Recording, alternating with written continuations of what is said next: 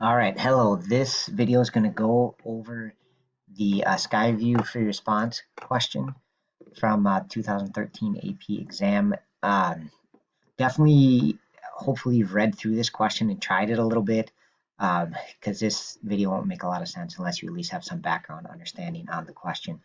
So what happens is you have a SkyView class, all right, that has a double array that's a two-dimensional array that represents the view of the sky, where these numbers represent sort of how much light there is in the sky.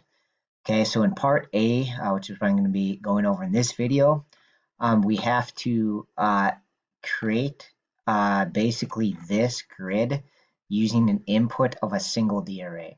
So we're going to get a single D array and then have to place them in the 2D array, kind of snaking through it like is shown here.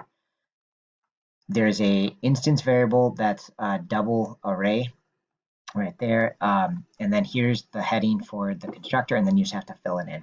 So they tell us how many rows and columns they're going to be, which is super useful because we have to initialize this first. And then this is the single dimensional array that has the scanned values. If you read on a little bit more, they kind of have a couple examples, which I think is pretty useful. So I'm going to draw this out on this page here. But basically, this is the single dimensional array coming in called scanned.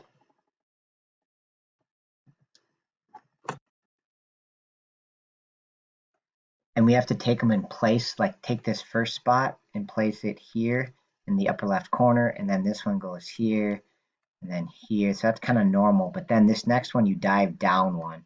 So the order goes like this, like they showed in the diagram, then down, and then this guy goes here. So then you're going back this way, and you go down, and you go back this way, and then you go down, and then back the other way. Okay, so that's what how you're gonna place them, and so that's what gets kind of tricky. And a couple things here is you're gonna do um, like loops, and so I think what you want to do is, since we're placing them in here, we're going to make a loop for the rows. So R is going to loop 0, 1, 2, 3. And then for each row, you're going to loop through the column. So when row is 0, you go this way through the columns. And then when row is 1, you go that way through the columns. When row is 2, you go that way through the columns. And then when row is 3, you go that way.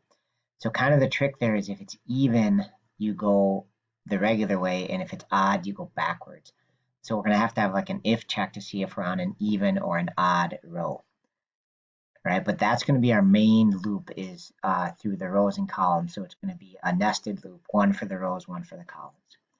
Okay, and then the other tricky part is I'm going to make another variable called IDX because we have to know which one of these we pull.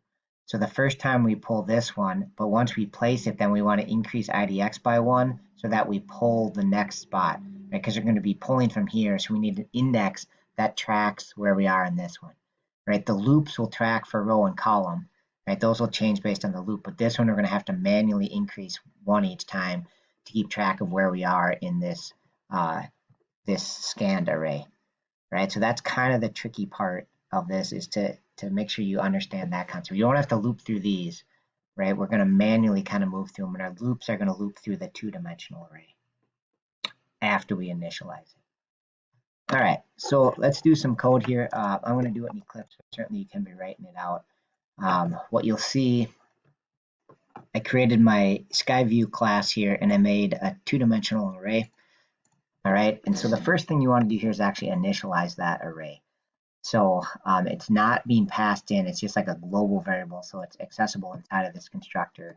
So I'm just going to do view equals new double two-dimensional array. And then here we have to pass in how many rows and columns we want. So luckily they tell us that those are inputs to the method, so that's super useful because we can make the 2D array pretty easily.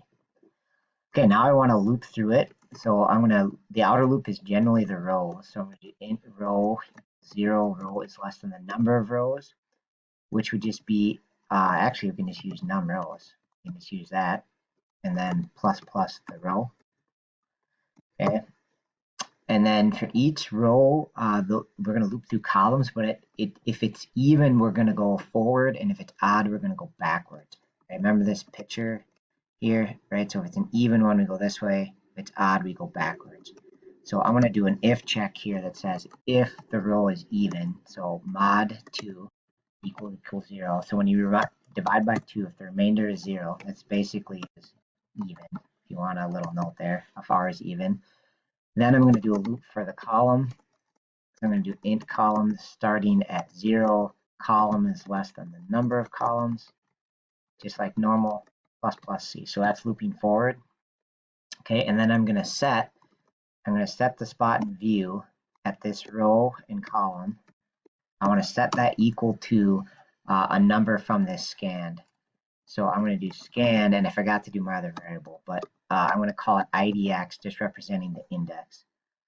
Okay, so I need to do that up here outside the loops, is I need to just make the IDX 0, all right, and then I'm going to manually move through it. So once I've placed one, I want to move it over one, all right? So visually, again, each time you place one, I'm going to move IDX over one so that the next time when I place, I'm going to place this one and then move it over, move it over, move it over. So this is really saying each time you place one from scanned, I want to move the index in scanned, and I'm going to do that manually. R and C again are going to change in these loop headings, but for IDX we have to change it manually. Okay, so now I just need an else. I realize I need a plus plus, not a single plus there. Okay, so now I'm going to do another for loop, but now I'm going to have C start at the end, which is one less than num columns, right? So this one would have 3 columns, but the indexes start at 2. So when I loop, I want to start here, which is num columns minus 1. So I'm going to do C equals num columns minus 1.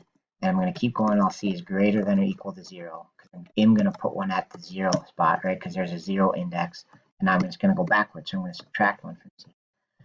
All right, and then these lines I think would be exactly the same. I'm going to place in view position row and column in my 2D array the IDX number and then increase that by 1. All right, and then I think that's it because this is a constructor, so I don't need to return anything. I just need to initialize this variable and we're done. Right, and that's it for part A, is just to do the constructor. So I can't get all my code to fit right on here, but kind of scroll down slowly for you. Just initializing that view 2D array. Again, make sure you do everything you know on the AP test. Oops, I forgot. I messed that up. Looks like that should be R, not I. Because even like initializing this is probably one of the points. Like this row heading is probably another point, right? So, make sure you do everything you know. Okay, that's it for part A. There's another video for part B.